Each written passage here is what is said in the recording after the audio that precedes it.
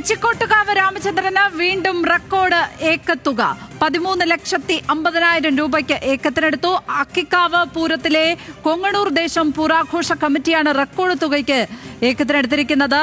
Levin K വിജയനാണ് വിവരങ്ങളുമായി ചേരുന്നത്. ലെവിൻ, ഈ ഏക്കത്തുക എന്താണ് എന്നുള്ള കാര്യം ഞാനിപ്പോൾ ചോദിച്ച് ക്ലാരിഫൈ ചെയ്തു. പക്ഷേ ബഹുഭൂരിപക്ഷം പ്രേക്ഷകർക്കും ഒരുപക്ഷെ അറിയണമെന്നില്ല. അതെന്താണ്? അതുകൂടി പറഞ്ഞ് ഈ വാർത്തയുടെ വിവരങ്ങൾ പങ്കുവയ്ക്കാം. ഏക്കത്തുക എന്ന് പറയുന്നത് ഉത്സവത്തിന് ആനയെ എഴുന്നള്ളിപ്പിക്കുന്നതിനും ചടങ്ങുകളിൽ പങ്കാളികളാക്കുന്നതിനും ഇതിന്റെ സംഘാടകർ നൽകി വരുന്ന തുകയാണ്. തെച്ചിക്കോട്ടുകാവ് രാമചന്ദ്രനാണ് കേരളത്തിൽ ഏറ്റവും കൂടുതൽ ഏക്കത്തുകയുള്ള ആന എന്ന് പലവട്ടം തെളിയിക്കപ്പെട്ടതാണ്. കഴിഞ്ഞ വർഷം അത് 12 ലക്ഷം രൂപ മുടക്കി ആനയെ പരിപാടിയിൽ പങ്കെടുപ്പിക്കാൻ വേണ്ടി പല ആളുകളും തയ്യാറായിരുന്നു.